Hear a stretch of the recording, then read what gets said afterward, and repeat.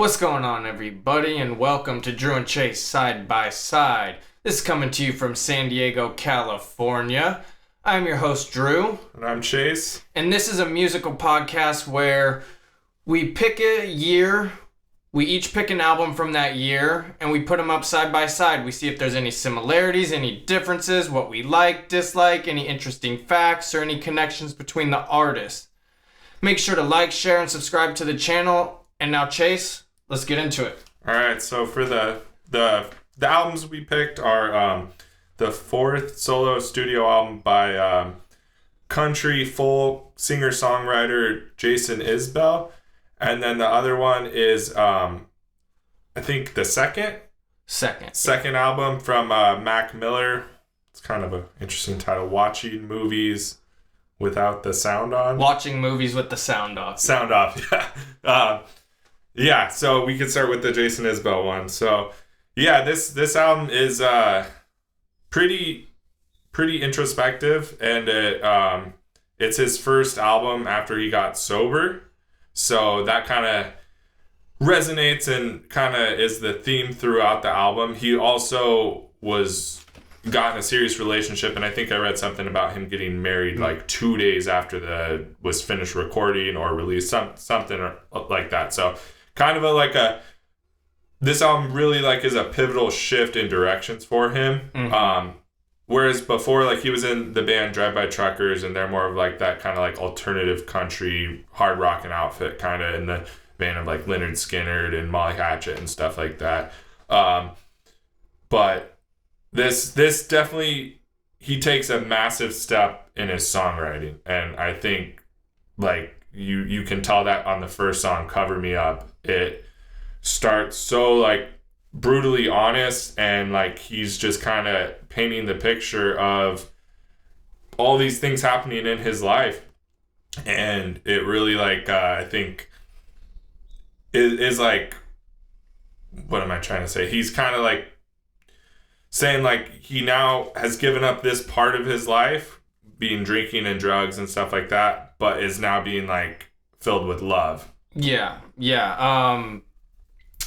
It sounded like someone who was kind of lost and kind of living a messed up life, and then kind of finding that someone or something to kind of give you that motivation to kind of straighten you out. Yeah. That's kind of what I took from it. But yeah, definitely a great way to start the album. It kind of set the tone, I think, for what the album was kind of going to consist of.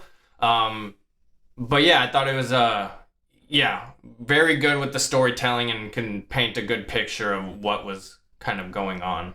Yeah, he definitely almost is creating a novel in a song. There's so many little details and things, but it's still easy to understand, and it doesn't get lost in that. I think that's kind of throughout the whole album. The next two songs, Stockholm and Traveling Alone, both again introspective, kind of looking at his life. I think Stockholm's kind of more optimistic and looking towards the future with his relationship, and then Traveling Alone is kind of him reflecting on his past and kind of, the life he had been living up until that point. Yeah, I really like these two songs. Both of them kind of clear, dealing with relationship stuff and things going on like that. I believe from what I read that both of these songs feature vocals from his wife. Yep. And Amanda Shires. Yep. Yeah, I thought that was, especially dealing with those two songs, I thought that was very fitting.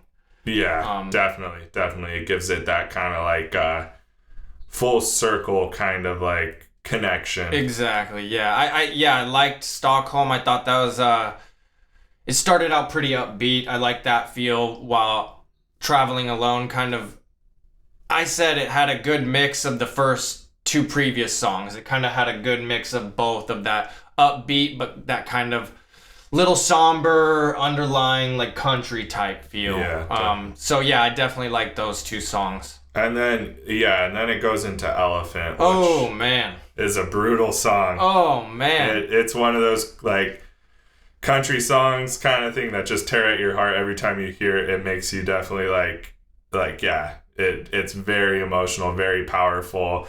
But I think it's a good, like, he makes a good like song out of a very tough topic. Oh, a very tough topic. I mean, yeah, dealing with somebody, a loved one, friend, whatever, from cancer, and it's evident in the lyrics, like that's what's going on.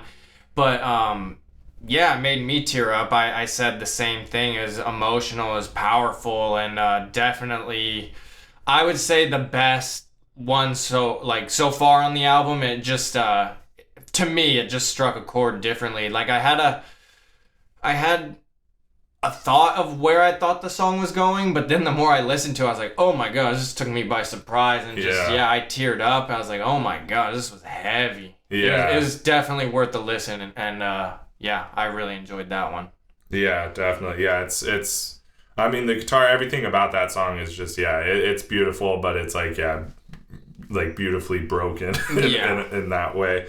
And then Flying Over Water, it was the first one that kind of like stepped it up and kind of gave it that rock vibe. That's what I said. It had a full band. It had like a big sound. It had like a familiar sound to it to me. Yeah, and that's something about him that kind of separates him from like some other, like, I guess more so like country artists, or like he takes like the kind of like big, like he focuses on like his verses and like his strong songwriting, but like also emphasizes big choruses, which I think which I really like, and that's definitely relevant in this song.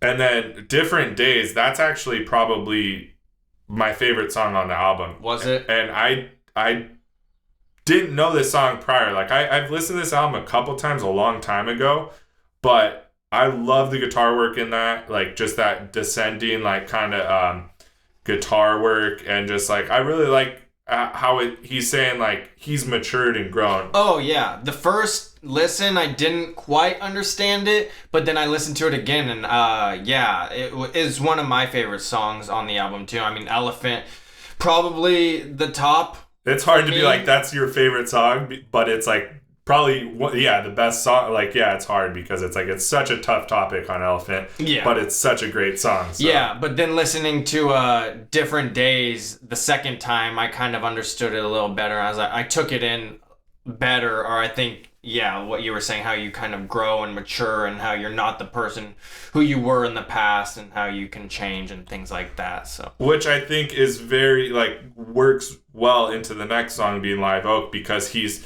starting to question himself and his partner he's with now, and like, does she like the person that I was, or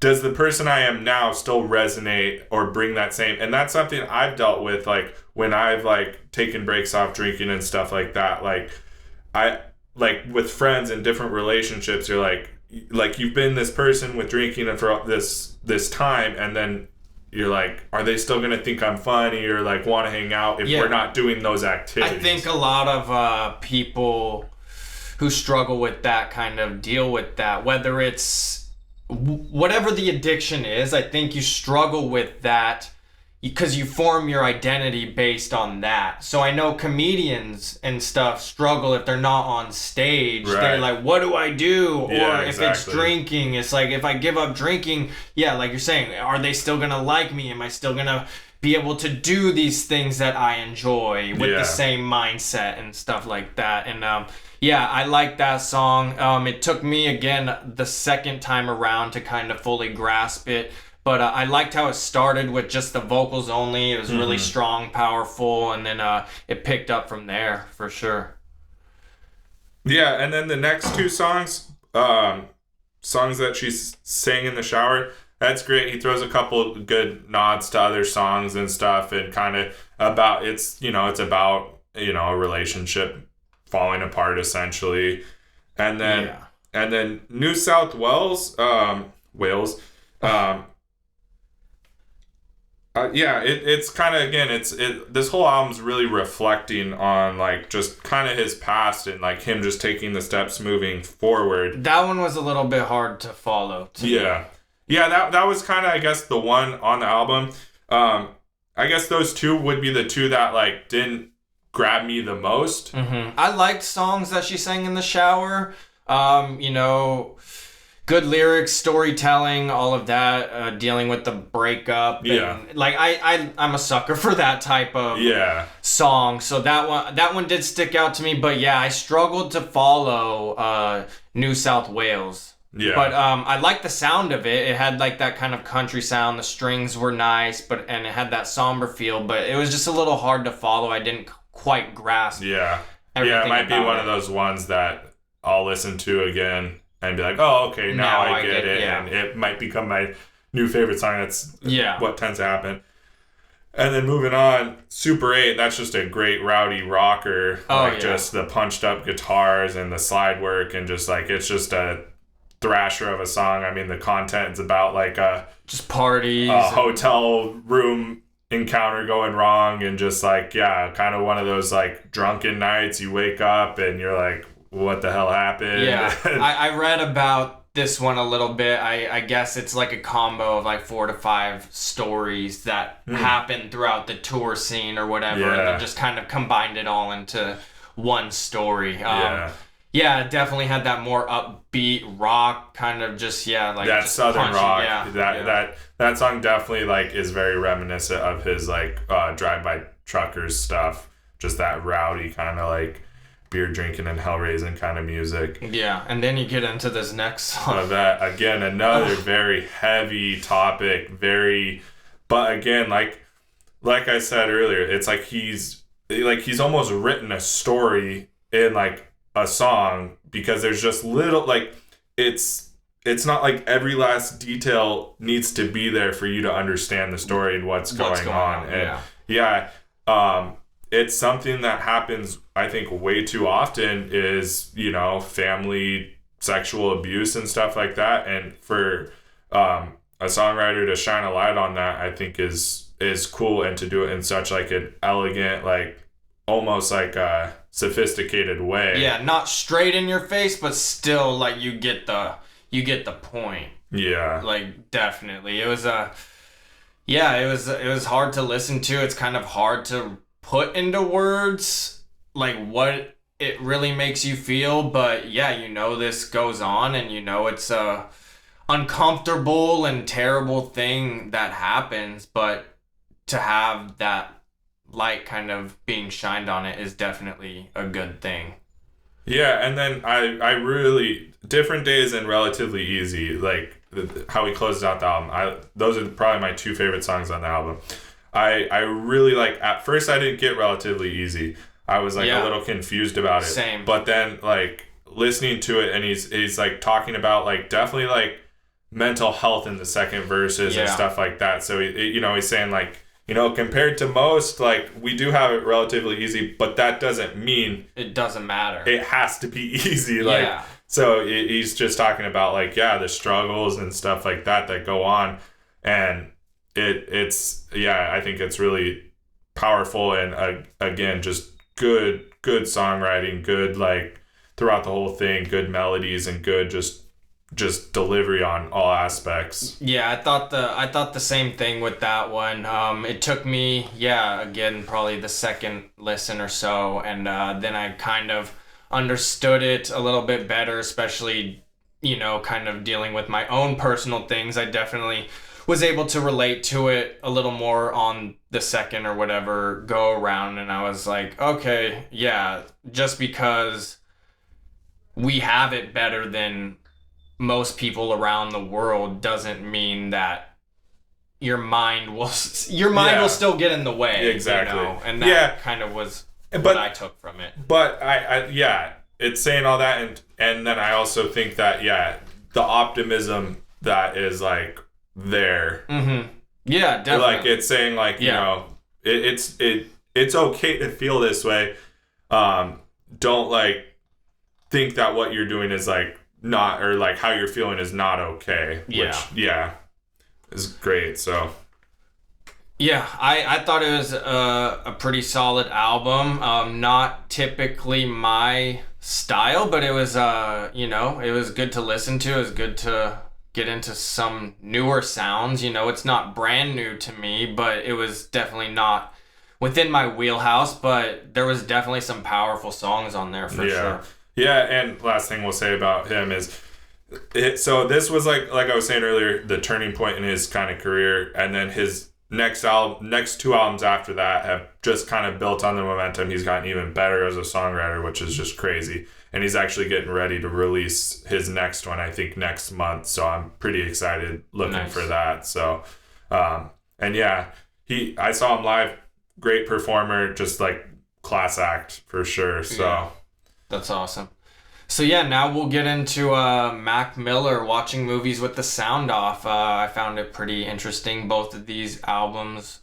That one was released a week before this one, and Mac Miller's was released on my birthday, June 18th, and it was his second studio album. And yeah, we'll just kind of get into it. Right off the bat, we kind of have this experimental sound and vibe just right out the gate. You're kind of introduced to this alter ego character called Delusional Thomas, and it's that high-pitched voice. And I guess it's kind of like a Slim Shady character where he's able to let like darker thoughts and those type of feelings kind of come out. But I really like the start of this one. Again, it had that kind of experimental feel and that spaciness, and it was a strong start in my opinion. Yeah, definitely. Yeah, and I remember some earlier Mac Miller stuff. I think it's funny because I think you introduced me to Mac Miller, and which is crazy. Yeah, which I think is like was the Kids EP or something. I remember being pretty popular. I think that was like 2010 or something. So yeah, I was like in high school and stuff. And but yeah, like I've never followed his career since. Like I had never heard this album, any of the songs off of it. Interesting. And yeah, when it started with the Star Room, and I was like, man, I feel like I got to get high to listen to this, because I was just like, I felt like it took me to this other kind of like realm. And I think that's kind of cool throughout this album. You see like an experimental vibe. Like I don't know his debut album at all. But like compared to the stuff I do know, that was just kind of more like funny, like I don't know, like exactly. Whereas this kind of definitely like sounded more mature in its sound and its approach, and like I like a lot of the samples and experimentation, and I think he, from what I read, only like went further into like incorporating jazz and more like psychedelic stuff in his music. Yeah, this was like a start into that, which was an interesting thing, because it definitely showed a maturity in, I would say, his songwriting as well. But he had produced, I believe, 5 of the songs on the track. I think he was probably an executive producer, like had oversight of the whole project. But as far as making beats, I think he made 5 of them on the album, which is a pretty big deal as well. But then we kind of get into, I believe it's Avian, something like that. I don't know how to pronounce it, but to me it sounded like he was just kind of dealing with like other people's kind of expectations, and I did like the line in this one that stood out, was like, to live life, you kids might just close your computer, get some exercise. Get some exercise. It's just, to me, saying like, stop being consumed by your phone and all of that, and actually go out and kind of enjoy what's going on. I didn't really enjoy the hook or the chorus in this one. It was just kind of it wasn't strong to me. But it was still, I did read though that why the chorus is the way it is, it makes sense. He was watching a bird documentary on mute. And it was like about them migrating or something, so it makes sense with what was going on, but to not have that context is a little off. Well, and that kind of theme, the bird thing, kind of runs throughout the whole album. Definitely, you hear it in the background, little chirps and little like. And I think that's why. I think that he was in the studio watching these documentaries with the sound off, and just creating that way, trying to bring a new twist, an experimental way to create. And he said the best way to take this album in is to watch these bird documentaries migrating, and it makes more sense that way. And then we got I'm Not Real. It was clever wordplay, interesting beat. It kind of had a gospel feel in the background to it. I wasn't a fan of the pitched lower voice. Made it a little deeper. I just wasn't a fan of that. Earl Sweatshirt comes in on the hook, kind of fits the whole vibe of the track, but it wasn't my favorite. It definitely wasn't my favorite. At first I thought, I was like, wait, is this him? Yeah. Because the voice was like... Exactly. Yeah. Pitched down. But yeah, I mean, there's some... Yeah, I mean, I think throughout the whole album there's some good wordplay, and he raps pretty good consistently. Oh, he has really good flow, and really good, wordplay, clever, and lyrical, and all of that. But that song just didn't really hit it for me. But the vibe of it, getting Earl... because he has that deeper voice and then the pitch down, it made sense, but to me it didn't do it. Yeah. And then we got SDS, Somebody Do Something. This just felt like just straight hip hop. It had that bounce and that feel to it. He comes in just straight rapping with a pretty simple basic hook. And then just straight second verse, clever wordplay, clever topics. He brings up religion, I think, multiple times throughout each verse, which is interesting. I think that is another theme that he keeps touching on throughout the album. Yeah, and I think, too, like, I think the first, like, 4 or 5 songs on the album are, like, just a good, like, kind of window into the rest of the album. Because then it starts, like, kind of, I think he starts kind of going over the similar themes throughout and stuff like that.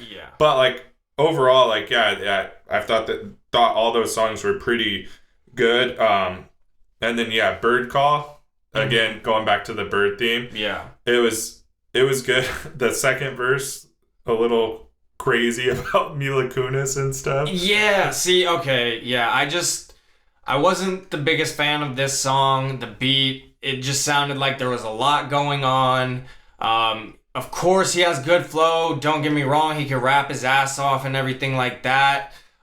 Simple but catchy hook, but I just think it's the content that I just wasn't a fan of. And I think that's for me, a lot of this album was like, I really like the production, I really like the samples, but it's just funny because I did the math or whatever, and he was 21 when this came out.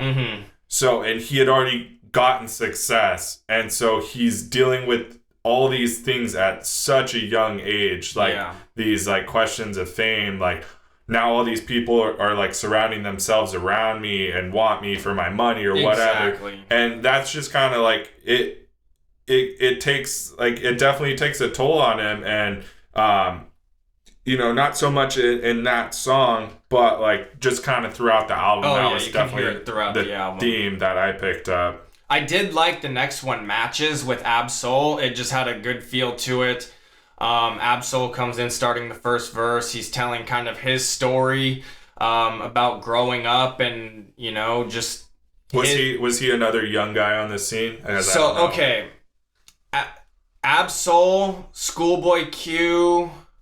I'm not sure if he has anybody else, but they're from the same crew as Kendrick Lamar. Oh, okay. So he was really good friends with that whole crew. He's really good friends with Tyler, the Creator, and that whole crew, which is, I think they did a lot of the production on some of this as well. And he involved some of that crew as well. But Absol is from the Kendrick Lamar crew. Gotcha. Yeah. And I just thought people regard him as probably one of the best in the group. So, and you could hear it right out the gate, man. He's really good with lyrics. He paints a really good picture. You can kind of put yourself in that position just with how he was kind of telling his story. And then Matt comes through and just kind of the same thing, just telling his story. Yeah, coming up and the hook was interesting. It's like 18 years and older or something like that. So it's like their life is like a rated R movie, and you have to be 18 and older to kind of be around them and stuff. I thought it was a good concept for sure. Then we got I Am Who Am, Killing Time. Again, another brief little intro from Delusional Thomas. I like the music on this one. He seems to be a little more introspective here. Kind of, yeah. And he has really good flow, paints good picture. And then the hook, I thought fit really well with the song. Again, a very experimental sound, I would say. And then at the end, the beat kind of just completely switches up, and then you have this outro from Absol again. Yeah. And yeah. And then, the next song, Objects in the Mirror, that was, I think I read Pharrell produced it. I think so, yeah. And this is like the first truly, like, it's not a hip hop song. It's like him singing essentially. And it's kind of like, it's got an R&B more so vibe, and like definitely like that experimental vibe starts. Like, you see it a couple times in this album, but this was like the first time that... I love how it started. People love you when they're on your mind. A thought is love's currency. I just, I really liked this song. I initially thought it was about a relationship and dealing with that, but doing my research and looking into it, I guess he's personifying drugs, yeah, and his addiction and struggle with that. So that definitely put a whole new meaning on it towards me. But the fact that you're able to personify something like that and make you feel like it's about something else is just pretty insane. Well, and that's definitely a thing. Drugs are a relationship for a lot of people. And so that's definitely like relative for sure. And he paints that picture very well in that song for sure. Yeah, and then we got Red Dot Music with Action Bronson. This one again just has that straight hip hop feel. Yeah, just banger for sure. With the drugged out lyrics. Both have really good flows, good wordplay, metaphors. Just not my favorite. I think again just due to the just straight in your face content about it. Like, again, if you're gonna make a song about drugs, do it like that last one, The Objects in the Mirror, where it's like you don't necessarily know, but being just so straight up and blunt about it like this, it's kind of a turn off to me. Right. But I did like the ending. I thought that was great. There's this little break in the song, and then Loaded Lux, who is a battle rapper, does that verse, just comes in and roasts him and everything, but does it in a very clever way, uses his previous name, the Easy Mac, and then he references a bunch of his songs at the very end, like the Nikes on Your Feet, Best Day Ever, Blue Slide Park, Donald Trump, and so he mentions all these songs, which I thought was a very clever way, and it showed that Mac wasn't afraid to kind of make fun of himself and laugh at himself as well, like not take himself too serious. And then what? Just skip the next one. Jeez. Yeah. That's just that was with Schoolboy Q. Yeah. Exactly. I hated the hook. Suck my dick before I slap you with it. Just stupid. Yeah. Yeah. Not into it. But again, they both do what they do. That's for sure. But yeah. Not much to be said about that one. And then Watching Movies. I like this one. It had a very interesting sound and beat. Good flow. Catchy feel. Like, even though it doesn't seem like it should have a catchy feel, it kind of got me for sure. Yeah, I like that one for sure. And it was I mean, kind of like we were saying, kind of, it's just the theme of the album, like him talking about like just like people like wanting to surround themselves around him now that he's kind of blown up. Yeah, like when you're around him, it's like you're watching a movie. Like everything he does is on this his grand level, and it's like you're watching a movie. He had the MTV reality show, so it was like a show, it was like a movie. Yeah, and he was living that, and again, just to be to only be 21 experiencing like all this like fame This level, and just it's just kind of very interesting that like it's like sometimes it seems like he's willing to embrace it, and then sometimes like he wants to question it and like wants to like remove himself. But exactly, yeah, it's that hook for sure. Catches you. And then we had suplexes inside of complexes and duplexes. Interesting title. And yeah, I don't know if you caught that, but the sample he's using is Strawberry Fields Forever by the Beatles. Was it? Yeah, it's just that like piano kind of warping in and out. And so I thought that was cool when I first heard it. I was like, what is this? It sounds so familiar. And then I was like, oh, okay. And then I looked at the credits and it was sampled from that. So I was like, cool. Like, that's interesting. And it has that kind of experimental, like it fits the album very well. Yeah. It didn't do much to me. And then I know Jay Electronica, his verse came in. He's, I guess, deemed like a legend in the game. I haven't really done too much listening to him in the past, but I know and I remember when this first came out that getting him on a verse was a very big deal. It was something that he doesn't do often. He doesn't make himself known. He doesn't do features. Okay. He doesn't even put out projects like really often, you know? So for Mac Miller to kind of gain this sort of notoriety and kind of gain this legend's respect and have him come out and the verse was amazing. It was hard to follow. Like, you know, I didn't really quite understand everything going on, but I do remember it was a big deal. It just didn't do too much for me. But that's interesting that it was a Beatles sample. I definitely did not know that. And then we had Remember. I like this one. It had that like mix of singing, but also somewhat rapping. Yeah, about a tough topic, again, about losing someone close to him and stuff. So, yeah, definitely like a tribute, and it definitely, like, I think he does a good job in, you can feel his hurt, his sadness, the emotion, and from just not having his friend anymore, and it's tough for sure. I like this side of him, for sure. I like this style of his music, for sure.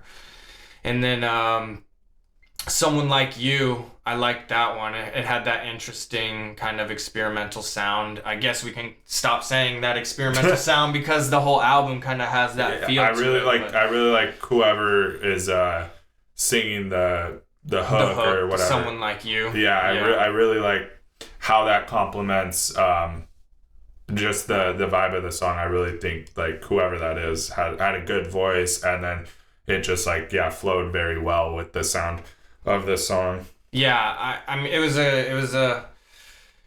it seemed like he was definitely going through some stuff with this one, you know. He was talking about the fentanyl, he was talking about his drug use and all of that. Yeah, definitely a relationship gone wrong or a breakup or something like that. Yeah, was definitely... I like this line, and he said, "I exist through audio, but all my problems is real as hell." It's like, just because you listen to me through your speakers doesn't mean I don't have these problems. And I thought that was a pretty standout line to me.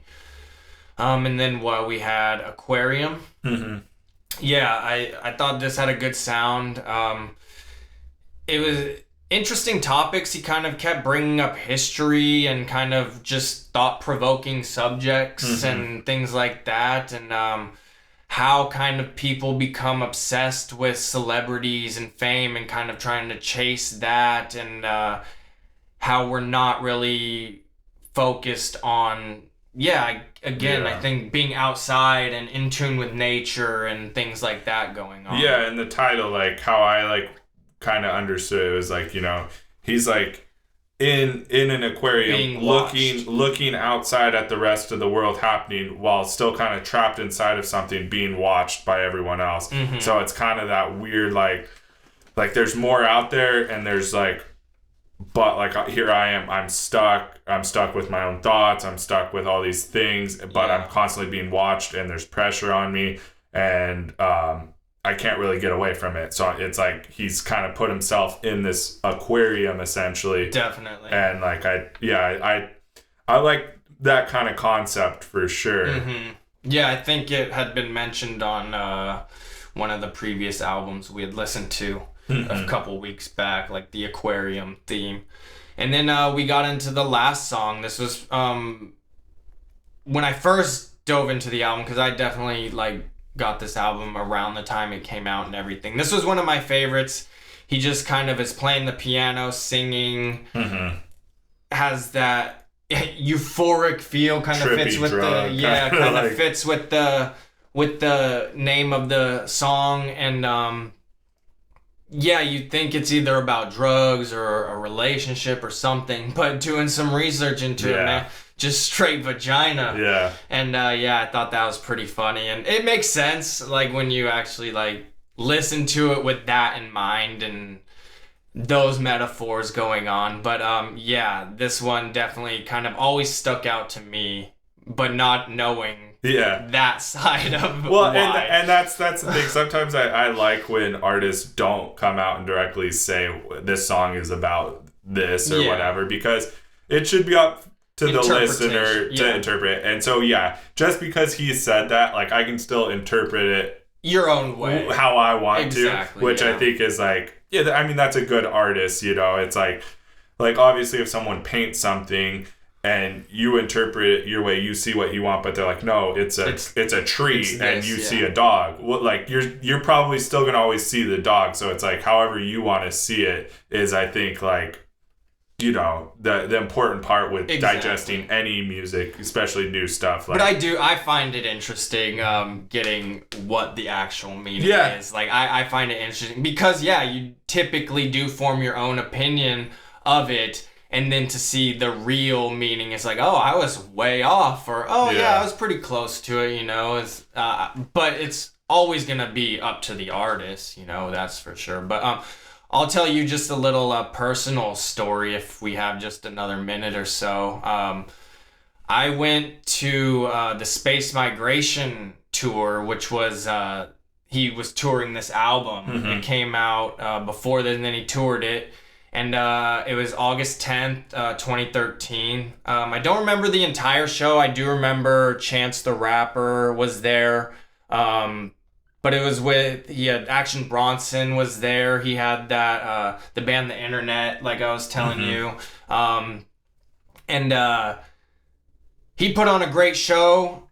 I remember that. It was a great show. It was at Soma. Oh, okay. Yeah. So the audio was kind of a little shaky, you know, but he put on a great show. And I remember I bought the album there from the merch booth or whatever, the merch table they had set up. And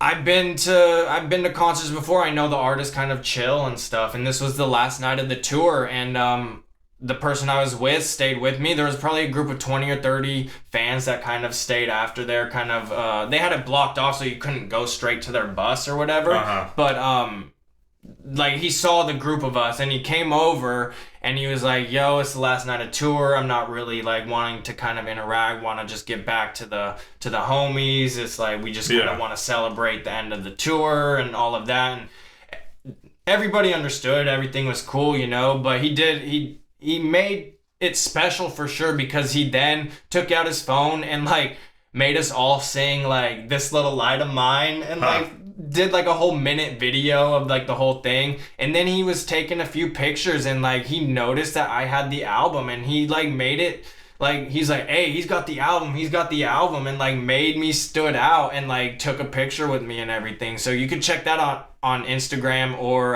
Facebook. I had that posted. But tragic loss for him, that's for sure. You only saw him the one time?